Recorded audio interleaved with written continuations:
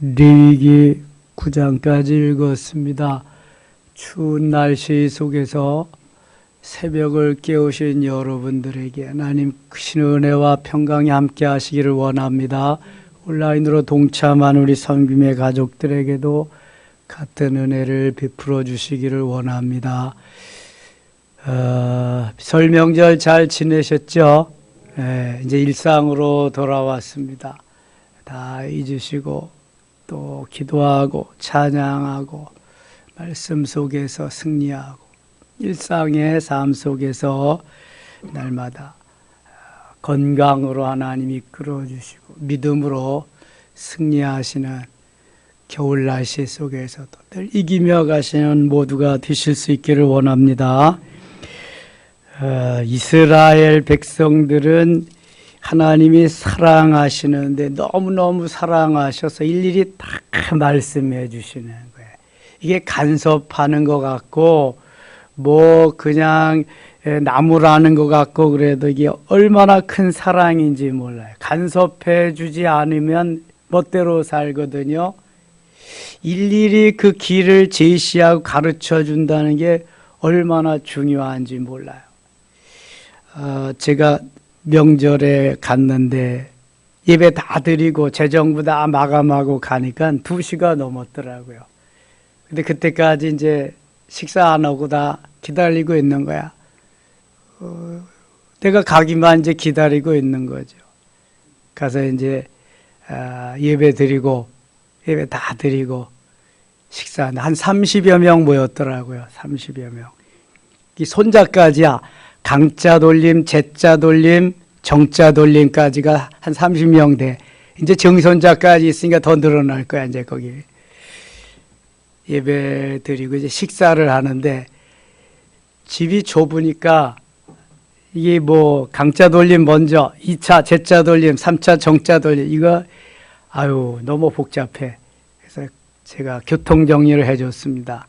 다음부터는 모여서 예배 드린 후에 뷔페식으로 한다. 그냥 뷔페식으로 접시 하나만 가지면 된다. 다 먹고 설거지는 남자들이 한다. 우리 교회는 남자들도 다 설거지한다. 그래서 교통정리를 다 해줬습니다.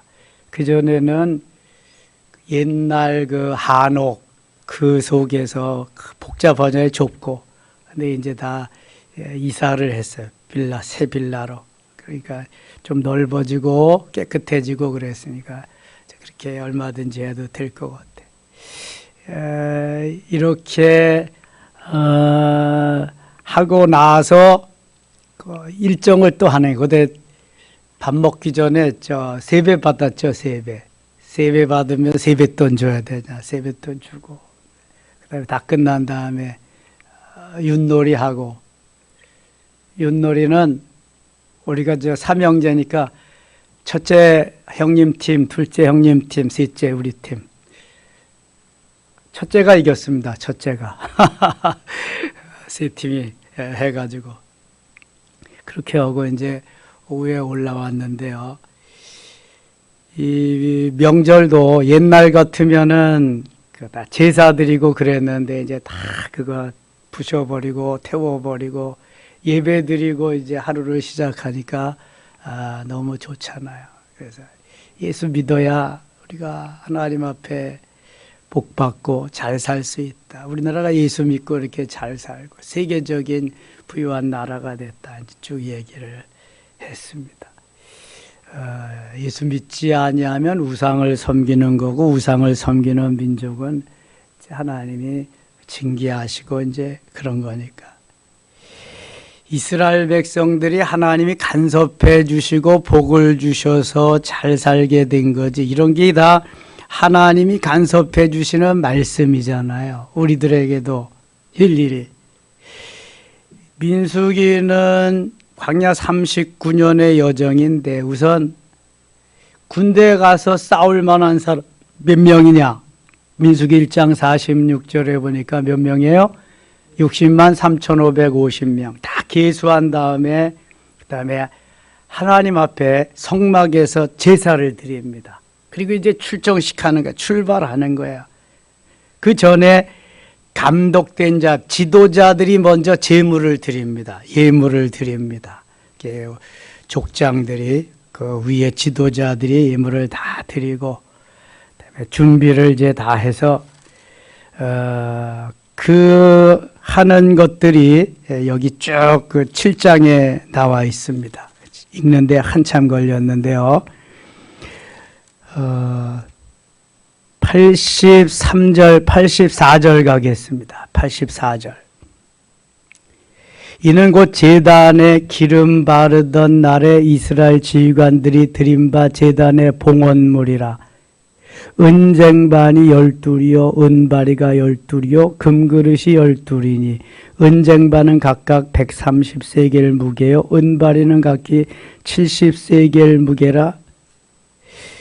성소의 세겔로 모든 기구의 은이 모두 2400세겔이요 1세겔이 11.5g이니까 엄청 많은 분량의 금은들을 들여서 또 향을 채운 금그릇이 12이니 성소의 세겔로 각각 10세겔 무게라. 그 그릇의 금이 모두 120세겔이요 번제물로 수송아지가 12마리요 수송아지 12마리 순양이 12마리요 1년 된 어린 순양이 12마리요 그 소제물이며 속죄제물로 수념소가 12마리며 모두 번제물로 12마리 36마리 속죄제물로 수념소가 12마리 모두 48마리를 드렸네요. 12마리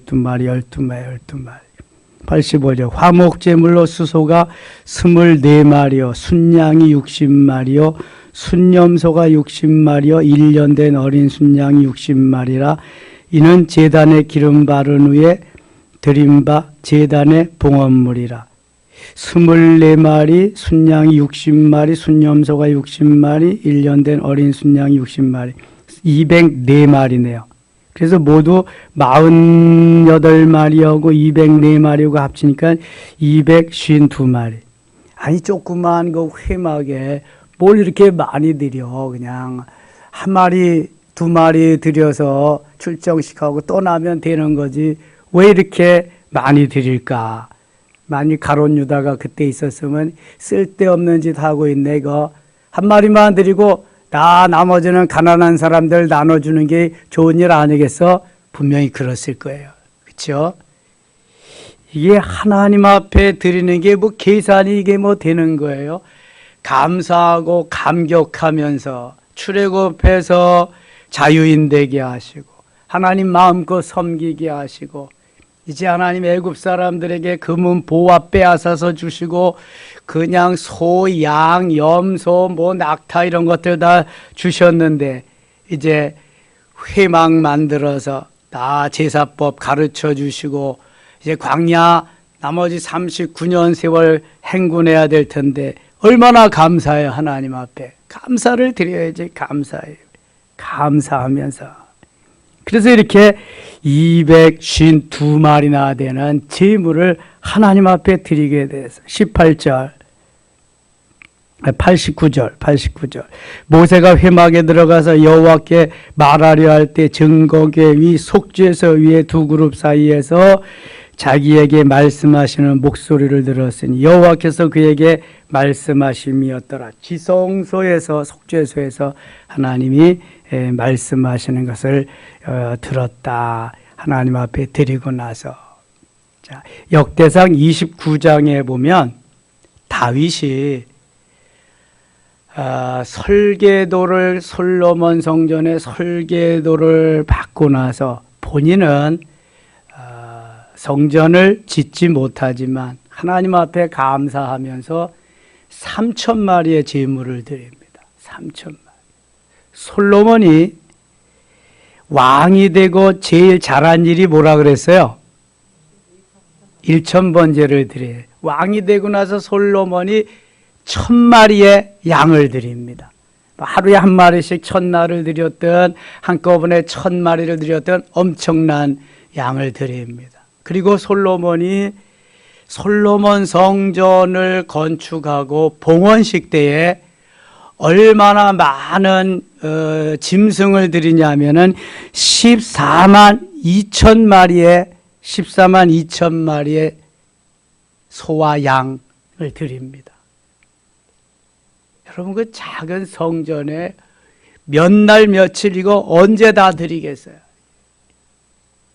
하나님 앞에 드리는 것은 우리가 무슨 뭘 계산하고 뭘 어떻게 해서가 아니라 내가 감사하고 감격한 그러한 마음의 표시를 헌신하는 마음으로 드리는 거잖아요. 우리 아버지에게도 허락지 아니한 성전을 건축을 나에게 허락하셨다. 너무 감사하다. 역대하 7장 5절에 보면은 14만 2천 마리나 되는 엄청난 숫자의 그러한 짐승들을 하나님 앞에 드립니다. 물론 다윗은 있는 재산 다 해서 솔로몬 성전 건축을 위해 드렸고, 설계도만 주셔도 감사하면서 3천 마리의 짐승들을 드리고, 이 솔로몬이 성전을 건축하고 봉헌식 할 때 엄청난 하나님이 기뻐하는 제물을 드립니다. 구약 시대에는 바로 이러한 짐승들이 제물이었습니다.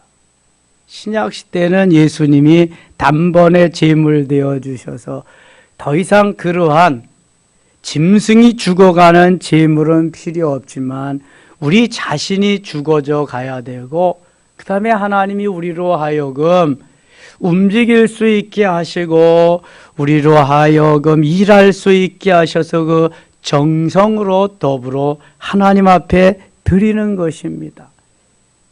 이제 9장에 가면 또 절기가 또 나옵니다. 하나님이 이 절기를 이렇게 지키라고.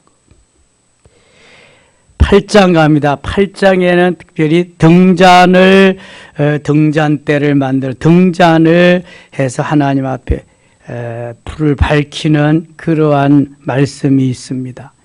먼저 어떻게 만들어라. 이집이 출애굽기에서 다 하셨는데 레위기에 말씀하시고 또 민수기에 또 말씀하십니다. 4절 이 등잔대 제작법은 이러하니 곧 금을 쳐서 만든 것인데 밑판에서 그 꽃까지 쳐서 만든 것이라 모세가 여호와께서 자기에게 보이신 양식을 따라 이 등잔대를 만들었더라. 출애굽기 25장 40절에 보면은 하나님이 성막의 설계도를 디자인을 해서 모세에게 주시면서 일일이 그 성막 안에 쓰여지는 기구들도 다 설계도를 모세에게 주십니다. 등잔대도 마찬가지죠. 그래서 5절 여호와께서 모세에게 말씀하여 이르시되 쭉 하나님이 모세에게 말씀해 주십니다.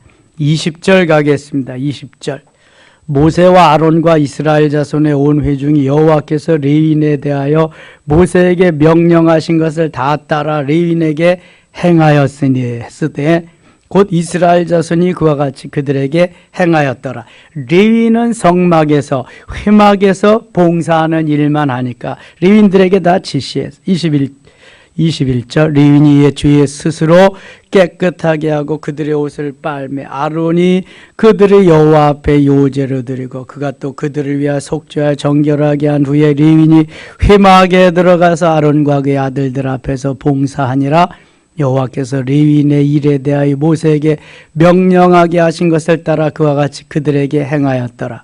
여호와께서 또 모세에게 말씀하여 이르시되 모세에게 말씀하시면 모세는 또 아론과 제사장들에게 아들들에게 이야기하고 회막에서 일하는 모든 레위인들에게 전해서 말씀대로 하는 거예요. 말씀대로. 그러니까 내 소견에 옳은 대로 하는 것이 아니라 하나님이 하신 말씀대로 따라 순종하면서 해야 하나님이 받으시는 것을 계속해서 말씀하시는 거예요. 24절 레위인은 이같이 할지니 레위인도 마음대로 못하는 거예요. 모세가 지시해 주는 대로 해야 되는 거예요. 곧 25세 이상으로는 회막에 들어가서 복무하고 봉사할 것이요. 25세가 맞아요 이거? 전에 레위기 4장에서 민수기 4장에서 몇 세부터 하라 그랬어? 30세부터 하라. 30세. 민수기 4장 3절 보면 30세. 근데 여기 25세 이상으로 회목에 들어가서 복무하고 봉사할 것이요. 이런 거 보니까 25세부터 30세까지는 연수기간이야. 가서 배워서 30세부터 50세까지 회막에서 일을 해라. 그런 준비기간으로 저렇게 일을 시키는 거야, 지금. 회막의 일이 얼마나 중요한가 하는 걸 알 수가 있어요. 회막에서는 주로, 성막에서는 무슨 일 하는 거예요? 무슨 일 하는 거야? 제사 드리는 일 하는 거지. 자, 오늘날 성전에서 무슨 일 하는 거야? 예배 드리는 일. 기도하고 예배 드리는. 회막에서도 하나님 앞에 나가, 성소가 주로 말씀의 떡을 먹고 기도하고, 떡상이 말씀이고 분향단이 기도고, 그 다음에 등잔대가 그래서 불을 밝혀지는 삶을 의미한다고 한다면, 오늘날 성전에 와서 말씀 듣고 기도하고 나가서 세상에 나가서 불을 밝히는, 복음을 전하는 삶을 살아야 된다. 이게 바로 성막에서 행해지는 일이다. 그거 말씀하시는 거예요. 25절 50세부터는 그 일을 쉬어 봉사하지 아니할 것이나 그의 형제와 함께 회막에서 돕는 직무를 지킬 것이요 일하지 아니할 것이라. 너는 레위인의 직무에 대하여 같이 할지니라. 세상 일을 하지 아니하고 너는 성막에서 일만 해라. 9장입니다. 9장. 애굽 땅에서 나온 다음의 첫째 달에 출애굽하고 2년 그 다음에 정월달에 첫째 달에 여호와께서 시내 광야에서 모세에게 말씀하여 이르시되 이스라엘 자손에게 유월절을 그 정한 기일에 지키게 하라. 유월절 지키라고 또 말씀하십니다. 이스라엘의 가장 큰 명절입니다.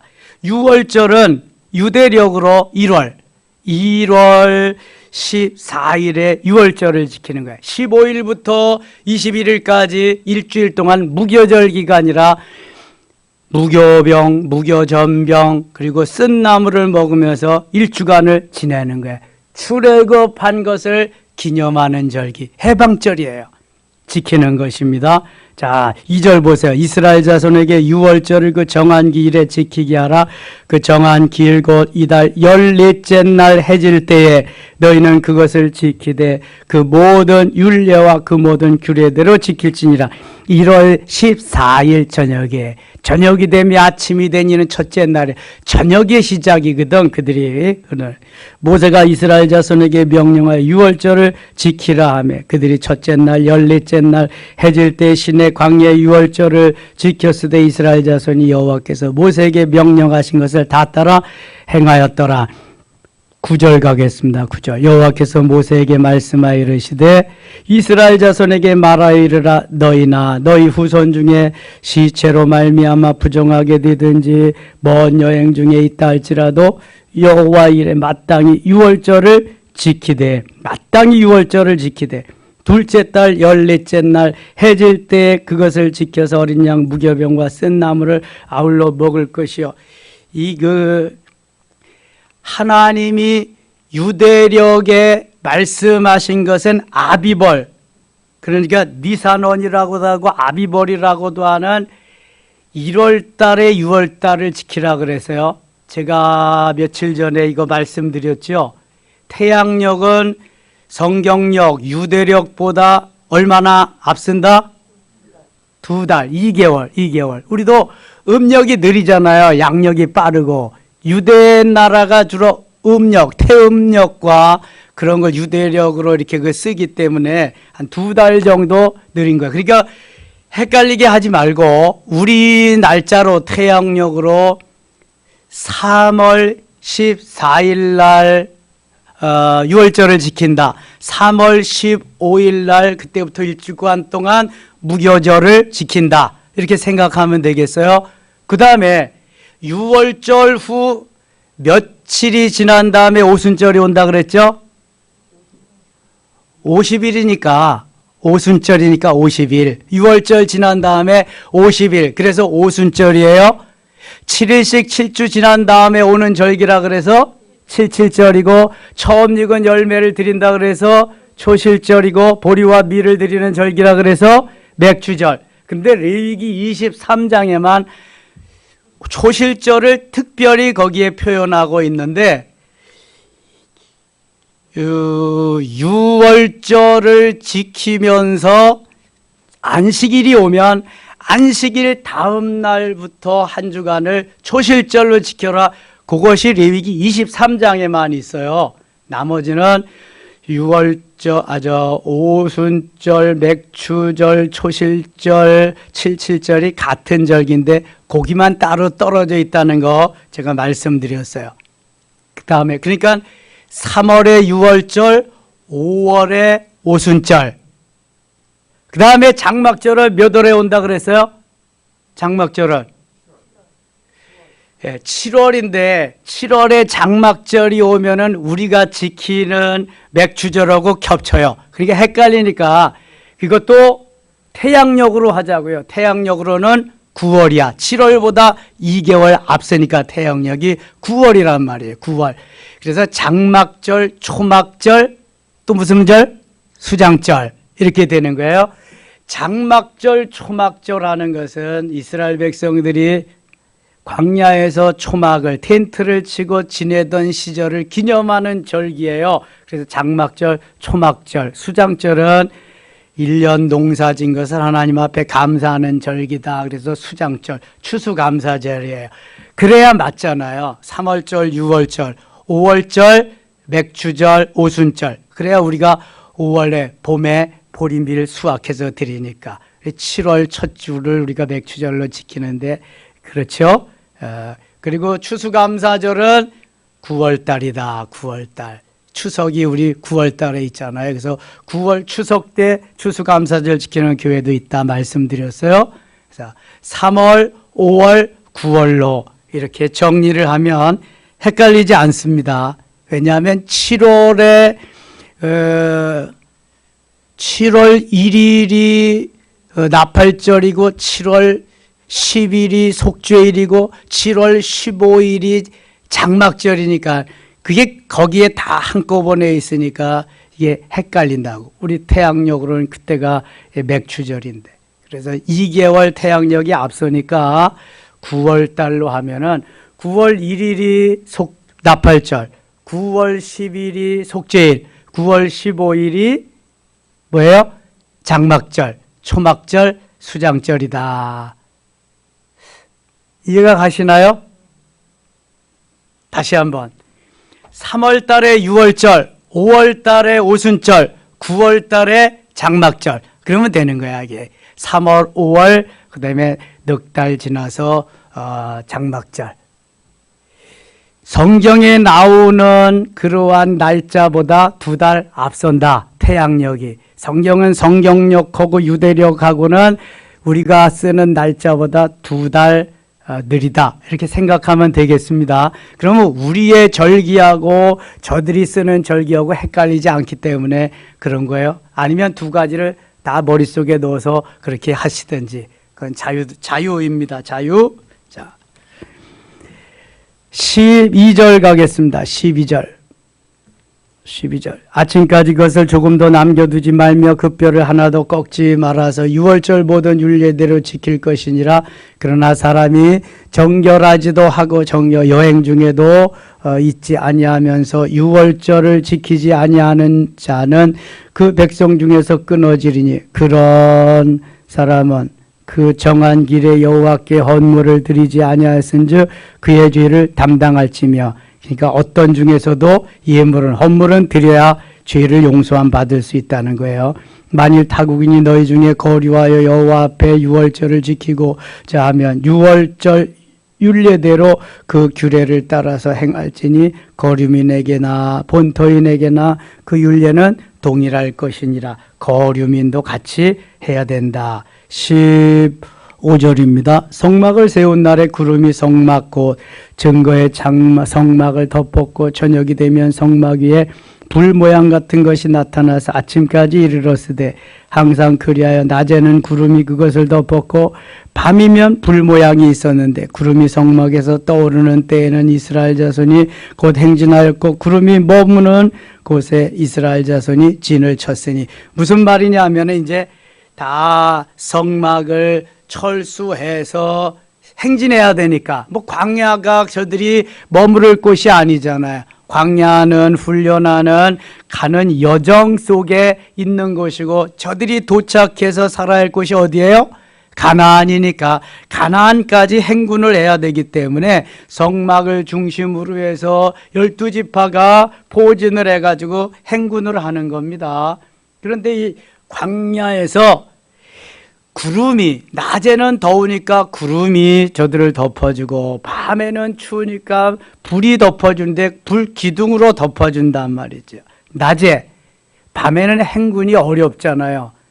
뭐 보여야 행군을 하지. 구름 기둥 불 기둥이 가기는 가겠지만 그러나 행진은 주로 행군은 낮에 하는데 이 구름 기둥이 가면은 가고 멈추면은 멈추고 구름 기둥은 바로 방향을 제시하는 나침판과 같았고 하나님이 함께 하시는 그러한 놀라운 표식이 되기도 했습니다. 다시 17절 보세요. 구름이 성막에서 떠오르는 때에는 이스라엘 자손이 곧 행진하였고 구름이 머무는 곳에 이스라엘 자손이 진을 쳤으니 이스라엘 자손이 여호와의 명령을 따라 행진하였고 여호와의 명령을 따라 진을 쳤으며 구름이 성막 위에 머무는 동안에는 그들이 진영에 머물렀고 구름이 머물면은 머무는 거예요.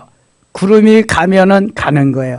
구름이 성막 위에 머무는 날이 오래일 때에는 이스라엘 자손이 여호와의 명령을 지켜 행진하지 아니하였으며 혹시 구름이 성막 위에 머무는 날이 적을 때에도 그들이 다만 여호와의 명령을 따라 진영에 머물고 여호와의 명령을 따라 행진하였으며 여러분 얼마나 불편했을까 한번 보세요.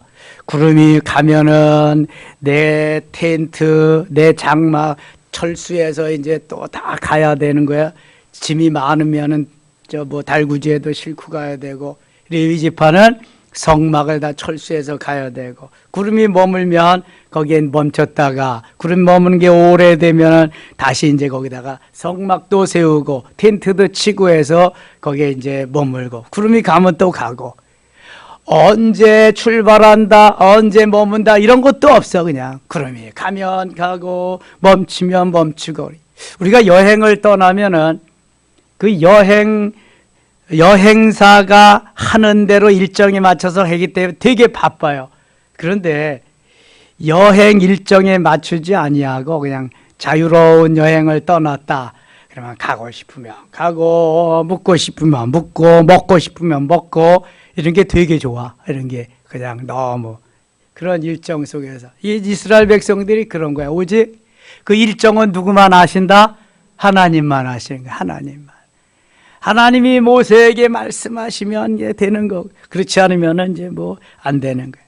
구름 기둥, 불 기둥은 하나님의 임재를 상징하는 거예요. 임재를. 그래서 그 구름 기둥, 불 기둥의 인도함을 따라서 갔다. 22절, 23절 읽고 마치겠습니다.